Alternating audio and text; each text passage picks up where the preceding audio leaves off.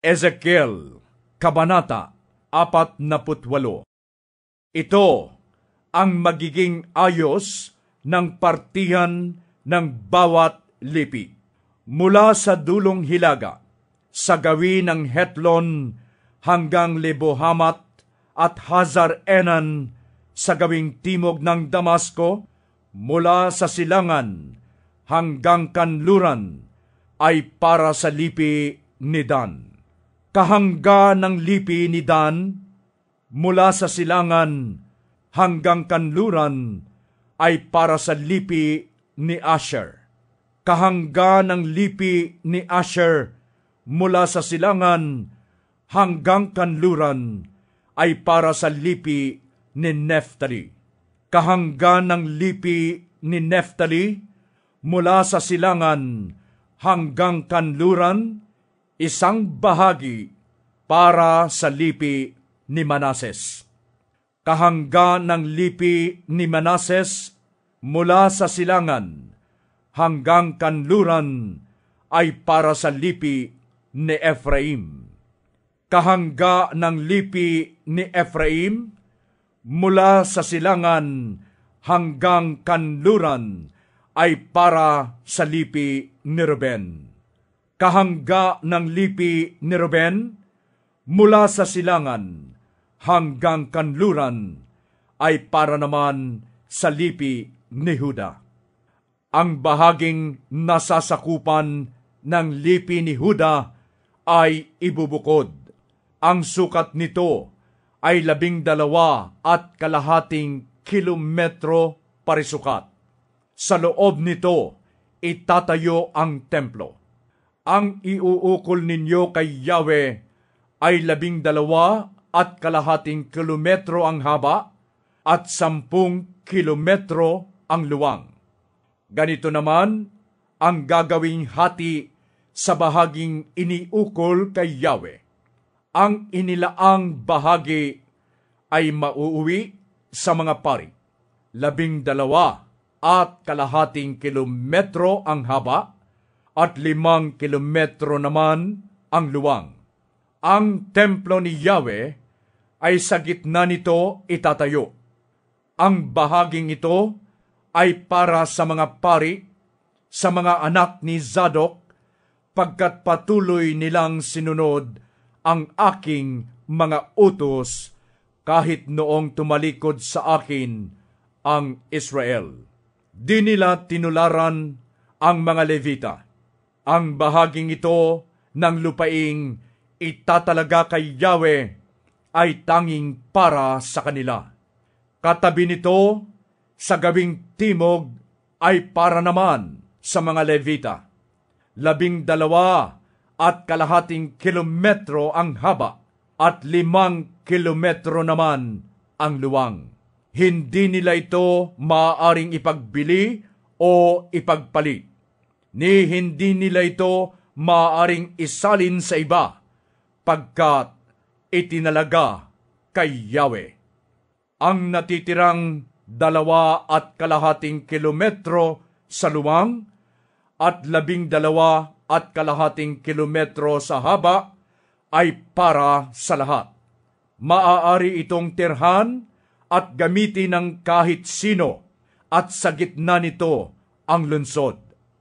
Ito naman ang sukat ng lunsod, 2,250 metro ang haba. Gayon din ang luwang. Sa paligid nito ay mag-iiwan kayo ng bakanteng 125 metro. Ang natitira pa sa magkabilang dulo na humahangga sa bahaging iniukol kay Yahweh na tig 5 kilometro ang haba at 2.5 kilometro ang luwang ay para naman sa mga mag-aasikaso ng lunsod. Lahat ng aanihin dito ay ukol sa kanila. Ang mga manggagawang ito sa lunsod ay mula sa iba't ibang lipi ng Israel. Lahat-lahat ng inyong ibubukod ukol kay Yahweh at sa lungsod ay 12.5 kilometrong parisukat.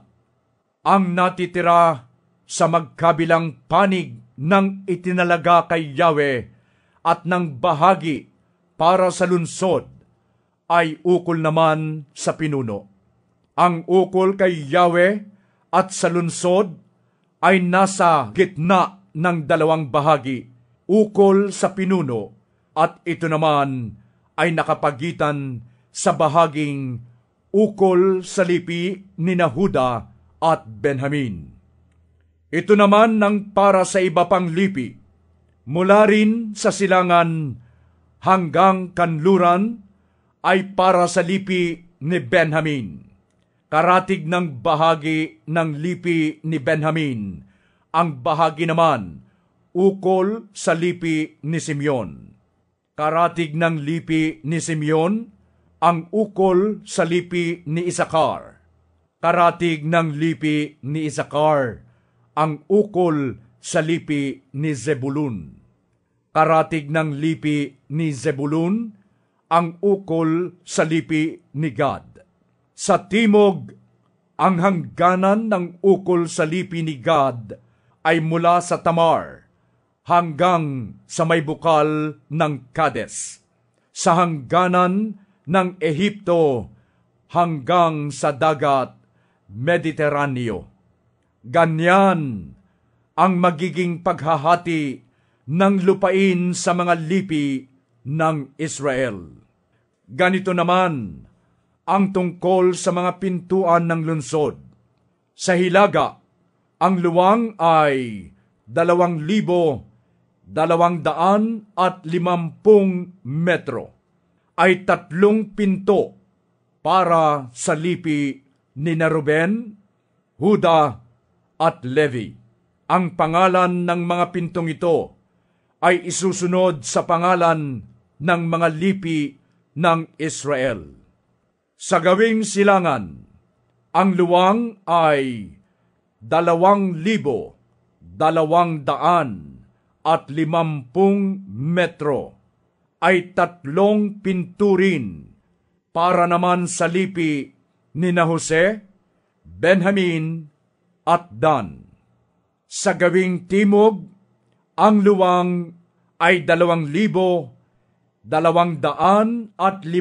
metro, ay 3 rin ang pinto, at para naman sa lipi ni Simeon, Isakar at Zebulun.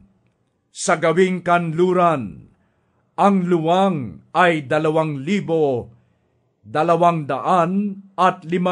metro, ay 3 pinturin, at para naman sa lipi ni Gad, Asher at Neftali.